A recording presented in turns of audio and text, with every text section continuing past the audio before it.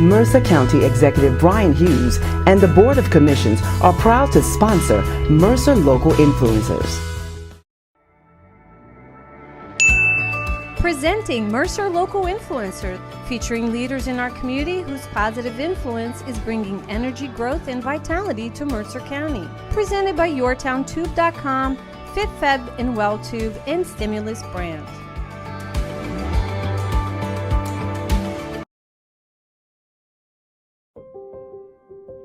The grounds for sculpture is a very important thing because everyone deserves art and what it does for you, just like they deserve nature and what that does for you. A visceral experience, the individual experience of becoming one with art. Grounds for sculpture is to make art as approachable as possible.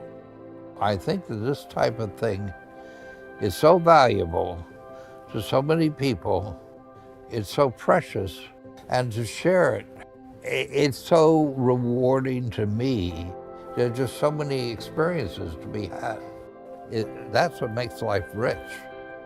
When we started, there was no really extensive master plan. Mostly it evolved over time. It's sort of exciting for me all these years later to have been involved in creating another different kind of community gathering place. I have to admit that once in a while I'll be out here by myself and just sort of be amazed by what we've done. That it really has turned out to be a pretty spectacular garden. We managed to do something almost on the sly, I feel. It was like people had been paying attention, they wouldn't have let us do this place. And it's a lot of things to a lot of people, and that, I think, was one of the intentions that we managed to provide, was just opportunities. You can come here for a lot of reasons, or you can come here for no reason at all. Just it's a nice place to hang out. Welcome to the set in Montgomery for Central New Jersey Network's Mercer Influencers. Glad to have you join us today, and our guest, friend, and colleague through the business region, Garrido Schneider. Gary, you're the executive director at the Grounds for Sculpture. Yes. And welcome to the set, welcome to the show. John, thanks for having me. Gary, you and I have talked over the years because we met as you came on, probably 2016 at the Grounds for Sculpture. But your story begins way before that. Told me things about your high school experience in East Islip and how you sort of found your way through art and education. And we were talking about installation art Yes. as sort of a modal for how you first started in high school. Do you want to share that story with our audience? Yeah, I know I had an opportunity in high school, was interested in the arts. I don't come from a family that went to museums very often, but I was lucky to have a small art museum a few blocks from my house, and had my first art show there as a young college age student, and installed a series of sculptures out in the grounds, which a group of high school students thought was a really cool place to have beer. Lit a fire in the middle, a little bonfire in the middle of the sculpture, and then ended up throwing it in the lake. So it was quite an introduction to public sculpture, which is turned out to be the career that I've landed in terms of running a large park. So I'm very aware of the shenanigans that people can get into when you put art out with people. And that was not a science experiment to see if it floats. They were. No, it floated. Luckily, we were able to fish it out. It's interesting, to be able to have art out and engaging people, and I took that as, an odd way of engaging and appreciating my sculpture, but one nonetheless. So you appreciated other people's sculpture and art, and you found your way to Parsons. How did you pick Parsons as a place to study? Yeah, I'm the first generation in my family to go to college, so we didn't have a lot of role models, to look at. My parents had me when they were really young in high school. My father forgoed going to college. I think he wanted to be a lawyer. He'd probably be really good at it. And I think that's what he aspired for me. But essentially he said, I want you to do something that you enjoy. Everyone should find a passion. You have to work. Everyone has to work, right? So find something that you will enjoy going to work every day. And I found my way to the arts and surprised my dad. That's not what he meant. He didn't expect me to pursue a career in the arts, a starving artist, and all the kind of fears that families have. But nonetheless, he supported me, and he went to visit all the colleges with me. And he's a construction worker. It was a lift for him to kind of learn, to kind of that field that he was in to kind of open up to these other possibilities. He was really generous in being there, throughout high school, going and learning. So, Parsons was one of the schools that we looked at. It had a really good program that for the arts and education, which was the area I was interested in. And at Parsons, you were exposed to other like-minded people, and it was a variety of art, but your interest continued in this sort of installation art, as I used that phrase before, where what interests you were people's reaction in public space to how they interacted. Yeah. Yeah, and I was particularly interested in making that, having that experience available to more and more people, right? So a big part of my career coming out of Parsons, being the kind of mentors I had and the folks that kind of opened doors for me and kind of created space for me to come in that I didn't even realize existed. People offered me opportunities that I probably wasn't even qualified yet for, but they saw potential and gave me these opportunities. And I felt kind of a responsibility to, kind of hold that door open for other folks. And so a big part of my career has been around that, is how do you connect people and art and break down those barriers. And some of the people that you worked with, you mentioned groups that you helped form educational links through outsourced groups. There was a blind group that I think you worked with, and then there was a transition there to the Montclair Art Museum. So how did that? Yeah, as a young artist, I to make a living, I taught art, and I taught through all 5 boroughs of New York City. So I worked for a program called Studio in a School. It was founded by this woman, Agnes Gunn, to place artists directly in schools. So I was a visiting artist for anywhere from 14 weeks to 2 years in a school. I worked at the Brooklyn Museum. I taught adult and high school students at Parsons School of Design. I worked a lot of freelance work. Right. And after 9/11, a lot of that freelance work kind of started to dry up. I had a young family and was looking for something a little bit more stable, at least for that time. And an opportunity at the Montclair Art Museum in northern New Jersey opened up. I thought it was going to be a 5-year stint. It turned out to be closer to 12, and really shifted my whole career trajectory. So again, someone opened the door for those introductions from Parsons to the educational system in the boroughs in New York. And did your relationship with Parsons continue? How did Montclair get introduced to you? Yeah, one of the deans at Parsons, who was a mentor, knew I was looking and really encouraged me to look at that work. I guess another dean had taken the role as CFO there. And Nadine Bourgeois, my mentor, said, you really should take a look at this job. I think you'd be good in shifting from teaching in an art program to running an art program. So the business side of the equation. Yeah, the business side. And so the CFO took me under her wing, Carol Schaefer, and she really showed me, how to run a nonprofit like a business, to understand profit margins, understand, in this case, enrollment, your cost of service, your cost of overhead, faculty, etc. And the museum had a pretty large art school, so anywhere from, when I arrived, it was around 1,500 students a year. When I left, it was closer to 3,000 students. Wow. And at the different enrollment periods, fall, winter, spring, summer enrollment, that enrollment revenue was floating payroll. It was floating cash flow.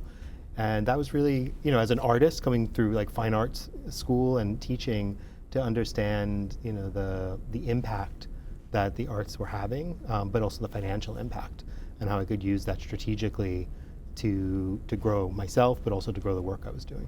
Yeah, all too often we think of the creative side of art and museums, and not necessarily the business side. So it sounds like that experience was one that helped form what has later become your next stage in life. But Montclair continues to be a place where you live and enjoy. You've raised a family there. You continue to raise a family. You had a house full this summer? Yes, yeah. I have a 25-year-old and a 21-year-old, and they're definitely boomeranging back and forth to the house. So right now we have a full house again. But yeah, I've raised the family in Montclair, and while my professional life has really migrated towards the Mercer County area, we still have some strong roots up in Essex County. And within the family, has anyone followed in your footsteps, or they followed their grandfather and said, I want to become an attorney? Well, my son is in the computer science area, so he's definitely a more lucrative kind of field, I think. Although he's interested in how he can use data science for social good. So there's a little bit of that giving back to the community that he's thinking about. My daughter is a real creative one. She's an entrepreneur, a builder, a maker. So we'll see what she's 21, but we'll see where that goes. Oh, great. Yeah. We're going to take a break. Okay. We would love to have you join us again on the other side of a commercial from one of our contributing producers, Tom McManaman of Stimulus Brand. We'll be back in a minute with Gary. Just seconds after being crowned world champion and MVP of the NBA, Nikola Jokic, center for the Denver Nuggets, when asked how it feels, he said, "I did the work. Now I get to go home."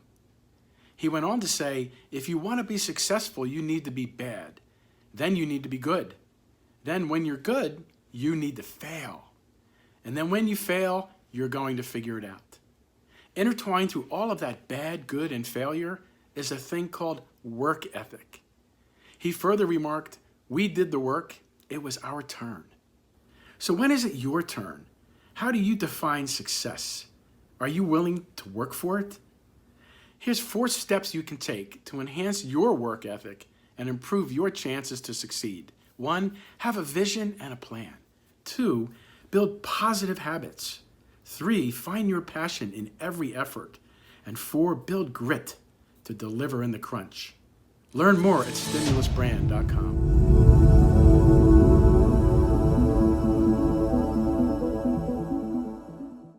Mercer County, New Jersey has something for everyone. Discover our vibrant arts and culture, savor our delicious local flavors, walk in the footsteps of history, or enjoy our wide open spaces. Dynamic destinations await you at mercercounty.org/explore. Welcome back. We're on the set here in Montgomery with our guest, Gary Garrido Schneider. Gary, it's great to see you. You've got a lot going on now. In the first half, we were talking about your early work, and then you came on board as executive director at the Grounds for Sculpture, which was a broader space in which you could help develop a model that had started as installation art or art in nature and art in an environment where you can move around. Tell us a little bit about how you began to shape how your vision of what the Grounds for Sculpture might look like and what it's become today. Yeah. I mean, coming to Grounds for Sculpture, it was almost 9 years ago in 2014. What attracted me to the place was its long history of making art approachable. Putting art out in nature, kind of breaking down those barriers. We say taking art off the pedestal and putting it with the people. And so it had been wildly successful in attracting large audiences. People loved our founder, Stuart Johnson's work. There's a generous invite. It's fun, it's whimsical. Christmas time was always lively. Yes, yeah, at the restaurant, etc. So, the ingredients of all the work that I've been trying to do to kind of connect people with art was happening at Grounds for Sculpture. What I was interested in is, how can you build on that? How can you move that forward? And it felt like all the ingredients were there. There were some challenges. There's a financial stability of a place that had been founder supported and led to one that's community supported. There's the invite of making art accessible to all, but like in many areas of our culture and our country, not everybody was always invited. Not everybody was always at the table. And so how can this organization build on that value, but have it truly reflect the breadth and diversity of New Jersey, which is one of the most diverse states in the union, right? So those were really exciting challenges, and it was not a broken model, it was one that you could build on. And the proximity to many areas, whether it's the train line, whether it's the New Jersey Turnpike and the airports that surround us, but also the neighborhoods and areas that we have where people don't necessarily experience art often, yet here it is just a couple of miles away. Yeah, we're literally like 2 blocks from the city of Trenton. We're right in the township of Hamilton. We've always been a place that's drawn tourism traffic. We partner regularly with the Princeton Visitor and Convention Bureau, with the State Travel and Tourism. We bring people far and wide. And we're a convener. Because of that central location near the highways, center of New Jersey, we host a lot of both corporate and nonprofit gatherings. But one of the things we've been trying to do over the last few years is to be a better neighbor, to think about like, what does it mean to not just be a venue, but a convener, and to be in relationship. And so we're thinking more thoughtfully about what does it mean that we're 2 blocks from Trenton, and how do we engage more regularly with the community we're in. And your experience in a teaching environment in your prior work has, I'm sure, led a lot of leadership to how you've approached your staff in approaching or developing that model of being an educational resource to the community. Yeah, we've got a great team, and we've been really investing in the growth of our staff leadership. One of the things that happened, with COVID was we shut down. We went from close to 100 employees to 4 for a period of for about 4 months while we weathered being forced to be closed for safety reasons, and then rebuilding. But as we rebuilt, we really were thoughtful about building back our staff and restructured some things to make sure that the organization could adapt, just frankly, to the uncertainty of the environment we're in, financially, health-wise, but also to think about strategically where we wanted to be and do we have all the skills and perspectives on the team to get us there. And so over the last 3 years, we've actually had an opportunity to come, restructure and rebuild and attract some really great new staff, but also to invest in the growth of the staff that we had. And involve them in how you're building out this design of being a place of education. It's a place of education for the artists. You want to describe a little bit about what happens at the atelier and the studios? Yeah, and so not only is Grounds for Sculpture a place where art is shown, but it's historically been a place where work is made. We've got 20 artist studios that are on our campus, and what's very unique about Grounds for Sculpture of other museums across the entire country is that we've got active fabricators that are making sculpture.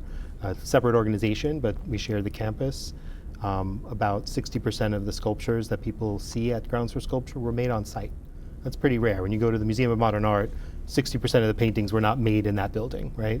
We can say that at Grounds for Sculpture, that the artists actually came, made stuff specifically for us, working at this facility where they can cast metal, weld, carve stone, they use digital tools, and they've worked with artists from around the world. And in many cases too, also deal with, I'll say aging, but the weathering of art as it's displayed in an installation mode. So I think of the train station. Certainly those objects on site, those sculptures on site, that requires a lot of care and maintenance. Yeah, the restoration of sculpture is serious. Even to move a sculpture requires a crane and sometimes permits when they're off-site. So the endeavor of both caring for, not just making the sculpture, but caring for them in the long term is a big prospect. 3 years ago, I think you had your first exhibition at night, or maybe it Night was. Forms. Night Forms. That's developed over the last, this will be the 3rd year? This will be our 3rd year. Yeah, no, Grounds for Sculpture, we attract about 250,000 visitors a year, and many of those visitors came between the spring and fall. The high season, essentially. And so we were trying to figure out how can we get people to see the place as a year-round institution, a year-round place to go. And so we conceived of this outdoor light exhibition that involved sound and a technology called projection mapping, where the projections digitally wrap around forms. So they wrapped around sculpture, around trees. And it was an immersive experience, attracted close to 45,000 visitors the last 2 winters, and we hope even more this coming winter. Well, I know I'll be back because each year it's changed, each year it's gotten better, and it's a great way to, again, experience art at a time of day that you don't necessarily do, and in a form that really is creative and attractive too. I've watched people walk right up, I've seen people stand back, I've seen people slowly circle around. So it's been great, and I've been one of those people. So I'll be back. Just to close out, again, your influence on your staff has been to sort of broaden the leadership. So this is not you directing everything. You delegate tasks out. Yeah. And again, having to reform after COVID, after the pandemic, has been interesting, but you've attracted some great people. Anything that you want to add to the future of what you hope for the Grounds for Sculpture and the people that are on staff now and what they're doing?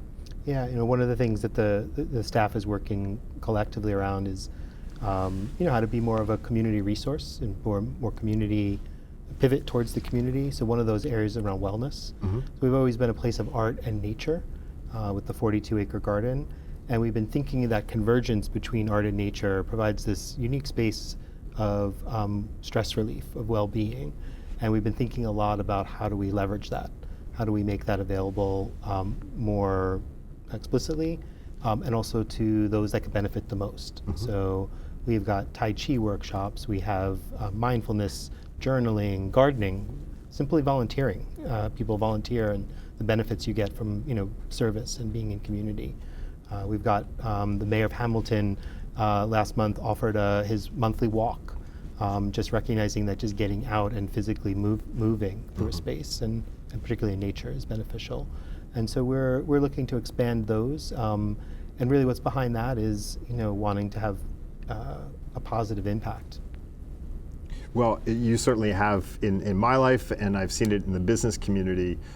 So I want to thank you personally and professionally through our involvement through the business community, and wish you all the best in the coming season. Yeah. So thank you very much for joining us here. Thank you, John. And we look forward to being out and seeing you again on site. Yeah, you're welcome.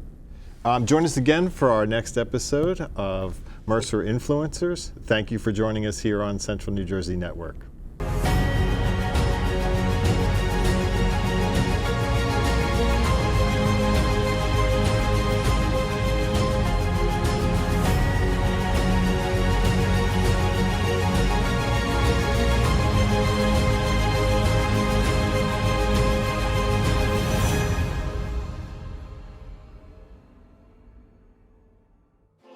Seward Johnson was larger than life. He had a giant, kind, generous heart, and his joie de vivre was contagious. His laughter filled every room he entered, and his enthusiasm and exuberance made him one of a kind. Seward was a father, husband, artist, visionary, humanitarian, mischief maker, philanthropist, and his impact was far-reaching and truly touched so many.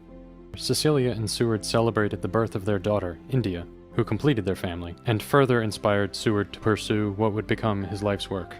He returned home to New Jersey to begin the next chapter. Seward quickly grew frustrated with the traditional foundry model that alienated artists from their work. As a result, he created the Johnson Atelier Technical Institute of Sculpture, and surrounded himself with a band of merry pranksters and creative innovators who made the technical processes of making sculpture accessible to a generation of artists. Atelier I started around 74. It was always a fairly crazy place. When you get 100 artists together, it's a very interesting atmosphere. Everybody was sort of learning from everybody else.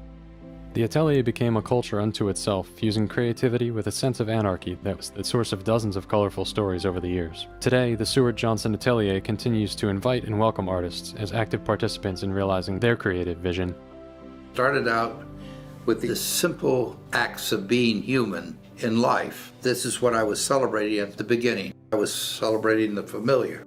I wanted to populate parks that people were afraid to go in, so I would put a presence in a park, a human presence that would be like a decoy and bring people back in and make the park safe again. Then when I built a Grounds for Sculpture, I decided that I had to have things in the park that celebrated being in nature. And I thought, well, who did this before me? And it was the Impressionists. The whole spirit of the Impressionist movement was what I was trying to do, bringing people back into nature. It was such a wonderful, crazy thing of taking a two-dimensional painting and making it three-dimensional and being able to walk into it. As a sculptor, Seward Johnson's name and reputation began to climb in the 1980s, often referred to as America's most popular sculptor by the media. Over the course of 5 decades, there were more than 450 designs and thousands of permanent and temporary emplacements of Seward's works. His sculptures were subsequently exhibited in the United States, Canada, Europe, Russia, Australia, and Asia, and are included in numerous museums, as well as private and public art collections. Those who encountered him along the way felt lucky and walked away smiling.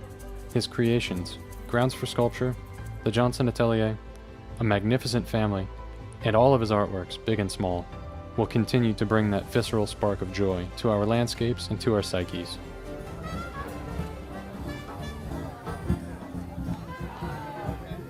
This is what life is about.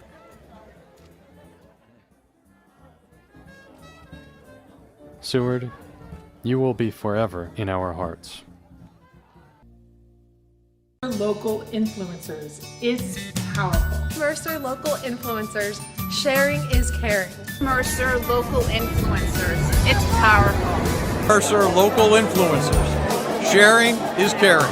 Mercer Influencers, sharing is caring. Mercer Local Influencers, sharing is caring. Princeton Local Mercer Influencers, sharing is caring. Really thankful to be involved with CNJN's. It's a great honor and to be, invited, among so many other leaders in the business and the broader community here in Mercer County. Having Grounds for Sculpture and myself be a part of that, community-based television programs that really bring together leaders within the community and connect all of us as residents are just so important to inspire us and connect us. So we're really excited to have, for myself, but also for Grounds for Sculpture, to be part of this arc and story.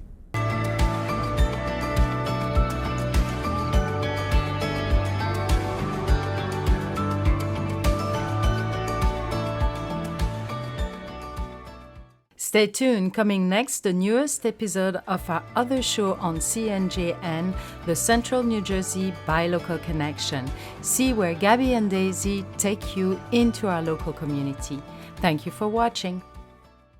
Whether you visit our many historic sites, explore our thousands of acres of parks, launch a business, or study at one of our acclaimed universities, you'll agree Mercer County has it all. Mercer County, picture yourself here. Mercer County Executive Brian Hughes and the Board of Commissions are proud to sponsor Mercer Local Influencers.